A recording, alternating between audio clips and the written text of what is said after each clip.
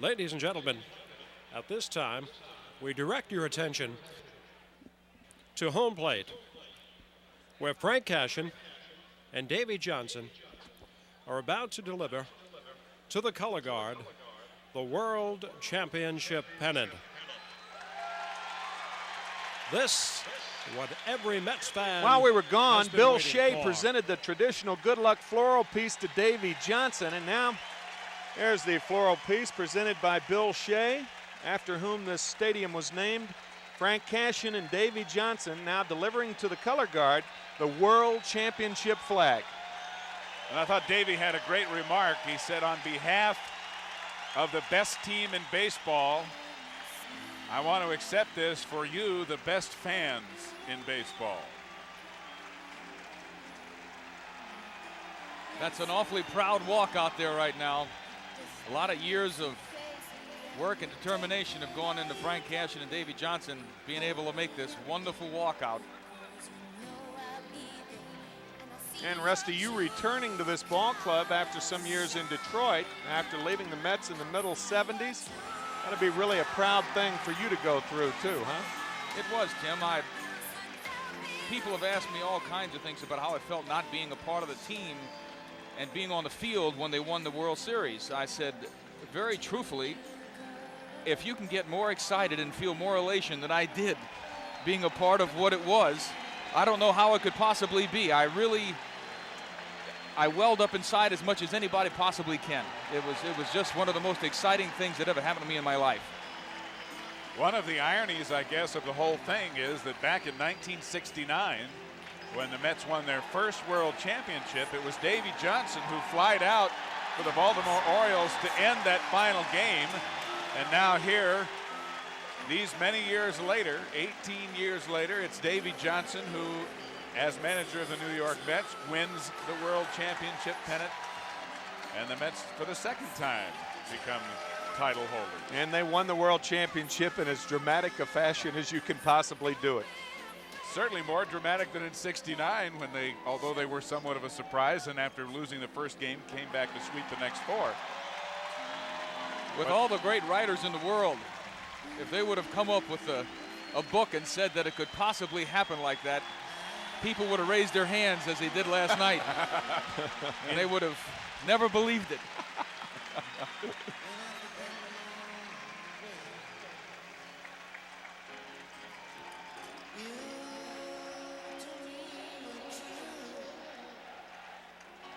When this banner does appear above that center field fence, you can expect a deafening cheer from this sellout crowd.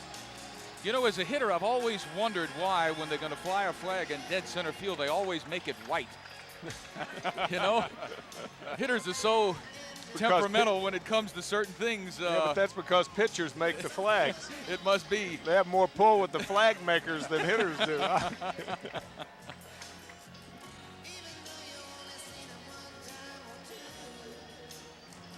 They must be having a problem because the anticipation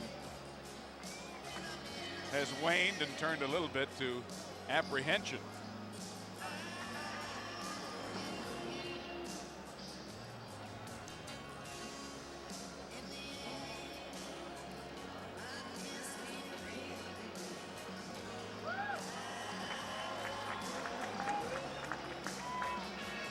Gary Carter with the eyes of one waiting for the Hindenburg to go up.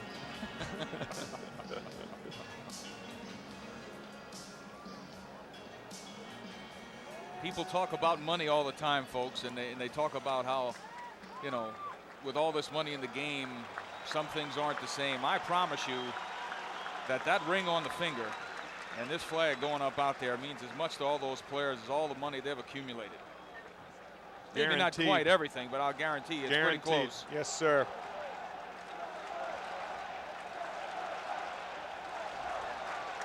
You can take a lot of things away from people, but you can never take that away, and there it goes.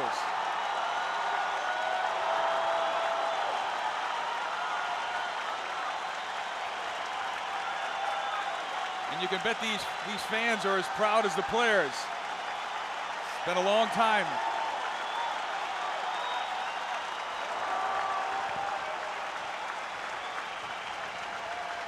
been a long time, but such a short period of time since the Doubleday group took over this ball club. And they did not take over a strong organization, and that's an understatement. I know, Steve, you and I joined this organization in 1983, and how far have they come since then? It is amazing. And its balloons are now released as well. Much has been stated about and written about the fact that when Nelson Doubleday and Fred Wilpon acquired the ball club, not only were they not winners at the big league level, but they virtually had no farm system whatsoever. And they have not only built the major league club into a world champion, they have developed the best minor league system in the game. And it has been that way for the last number of years. And that's the main reason why people expect the Mets to stay on top, because they have so much depth and they're developing such good talent that they just don't show any indications of weakening anywhere. And you add to that the fact that they did so much in an effort to, again, strengthen the ball club during the offseason, even after winning the championship.